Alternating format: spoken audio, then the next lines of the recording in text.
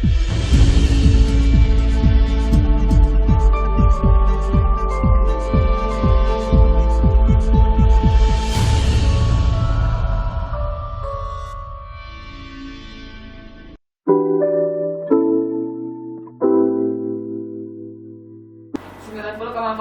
Sonora Medan, sahabat Sonora. Seperti biasa setiap Rabu kita ngomong soal rumah dan dan di studio sudah hadir Pak Agustinus Ketanen. Selamat siang Pak Agus. Selamat siang Mbak Rini, selamat siang sahabat Sonora. Laporan terbaru yang diterbitkan oleh Child Mind Institute ya, itu menelaah secara mendalam gimana sih remaja menghadapi pandemi virus corona. Nah hasilnya Pak Agus, tidak sedikit mereka sangat bergantung pada gadget. Betul. Karena untuk mengurangi stres di masa isolasi mandiri dalam beberapa bulan. Nah, kita hari ini coba bahas mengenai itu ya Pak Gus. Iya, betul. Gimana caranya kita menghadapi atau mendampingi lebih tepatnya remaja di masa pandemi. Karena memang beberapa yang saya coba searching, saya coba browsing, remaja itu gampang stres. Betul, betul. Kan bisa ngumpul-ngumpul kan mereka. Iya, kan, iya. Apakah remaja stres? Oke, benar. Nah, tapi gimana kita tahu remaja itu stres? Betul, betul. Ya, sahabat Sonora, sebagai orang tua dan sebagai pendidik, kita perlu mengenal bahwa anak kita, khususnya hari ini kita bahas tuh usia remaja yang dalam masa-masa pandemik ini, ya secara pribadi saya punya 2 orang anak remaja yang bisa mengenali dan juga beberapa keluhan orang tua yang memang menghadapi anak remaja dalam masa-masa pandemik ini dan mereka mengalami stres. Nah, pertama kita harus mengenali dulu, betul yang kata Mbak Rini katakan bahwa orang tua perlu mengenal gejala stres anak remaja itu apa sih. Yang pertama itu perhatikan perubahan perilaku yang mungkin mengarah negatif. Ya, saya perhatikan anak saya 2 laki-laki remaja, usia remaja itu perilakunya contoh mungkin yang tadi dikatakan dia mungkin sering menggunakan fisik. Maksudnya gimana nih Pak? Memukul adiknya atau adiknya juga membalas abangnya. Jadi perilaku-perilaku negatif yang memang mengancam secara fisik ya. Nah kalau secara fisiknya masih wajar ya nggak ada masalah. Mungkin itu juga menghilangkan stresnya. Tetapi ini udah ke arah negatif. Nah, waktu dia berperilaku tergambar lewat perubahan perilakunya itu, ya kita dapat mengenalnya, kita dapat melihatnya. Jadi orang tua langsung tahu bahwa memang anak kita yang remaja ini sedang mengalami stres, tertekan. Nah, mengeluh ya, apalagi mungkin bisa juga mengungkapkan kekhawatiran, ya, juga menampilkan reaksi ketakutan, ya. Tidur terlalu banyak, bisa juga tidur terlalu sedikit. Jadi stres itu bagi anak remaja itu bisa tidurnya juga terlalu banyak, tidurnya juga terlalu sedikit. Itu perilaku-perilaku yang mungkin perlu dikenal ya ke arah negatif gitu. Tadi Mbak Rini bilang mereka bisa berperilaku lebih banyak kepada gadgetnya contohnya. Waktunya justru lebih dominan kepada gadgetnya gitu. Itu perilaku-perilaku negatif.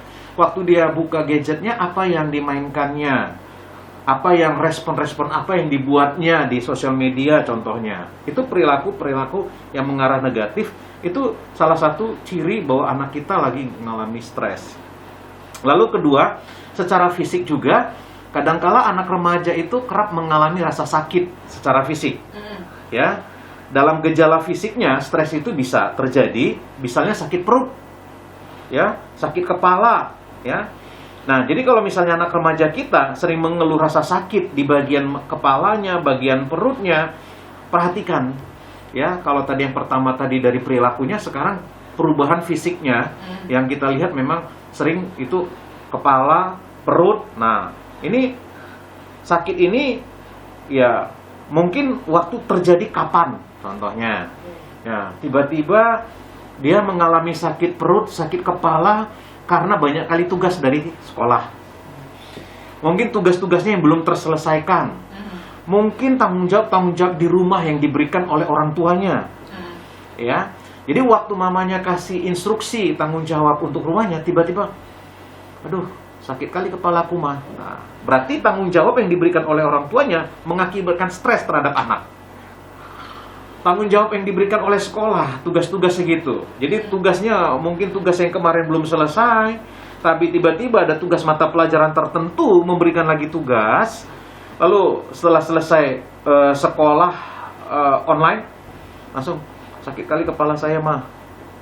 Nah, itu perubahan fisik yang sebenarnya oleh karena satu tanggung jawab atau tugas-tugas yang diberikan yang mungkin dia tidak senang atau mungkin sudah terlalu over, terlalu banyak, bisa mengakibatkan stres terhadap anak. Kita sebagai orang tua bisa tahu apakah itu memang drama atau memang betulan gitu. Yang saya masukkan tadi, kalau memang anak sudah betulan waktu dia ngasih tanggung jawab, berapa kali sudah diberikan tanggung jawab ini kok anak saya langsung mengalami sakit, berarti memang dia stres karena tanggung jawab itu, karena tugas itu. Karena apa? Coba perhatikan. Itu yang kedua, kerap merasa sakit. Lalu amati bagaimana anak kita yang remaja tadi berinteraksi dengan orang lain. Amati dulu gitu. Nah, kadang-kadang anak remaja ini nampak biasa di rumah, tetapi berbeda waktu dia di lingkungan keluar. Ya. Nah, ini orang tua ini perlu untuk berjejaring ya, satu sama lain sehingga mereka dapat mengetahui. Orang tua bisa tahu bagaimana keadaan anak-anak waktu dia di dalam rumah atau di luar rumah. Nah, selain berkomunikasi dengan orang tua, berhubungan dengan guru, ya, admin sekolah, lalu pemimpin-pemimpin kegiatan komunitas yang diikuti oleh anak kita, lalu ikut dari kegiatan ekskul, contohnya memahami bagaimana pemikiran, perasaan, perilaku anak mereka. Nah, ini beberapa hal yang memang kita perlu amati gitu, perbedaan-perbedaan yang dilakukan oleh anak kita waktu dia berinteraksi dengan orang lain. Interaksinya bukan hanya di dalam rumah, tetapi di luar rumah. Nah, sampai kita bisa bertanya kepada guru kelasnya, kita bisa bertanya kepada admin sekolahnya. Nah, ada hal-hal yang memang agak sedikit aneh atau agak sedikit berbeda ya, apa yang dilakukan atau interaksi yang dilakukan, ucapan yang dilakukan oleh anak kita contohnya. Nah, itu juga gejala stres yang memang orang lain pun bisa merasakan waktu anak kita ini berinteraksi dengan orang-orang di sekitarnya. Itu bisa kita tahu dari orang lain. Jadi makanya perlu pengamatan ya untuk waktu anak kita berinteraksi dengan orang lain. Oke. Terus gimana cara mengelolanya? Nanti kita juga akan bahas ya Pak Agus ya. Ya. Kita break dulu ya. Kita paling tidak sudah mengenal seperti apa stres-stres yang dialami remaja dan gimana cara mengelolanya. Di sesi berikutnya kita akan kembali.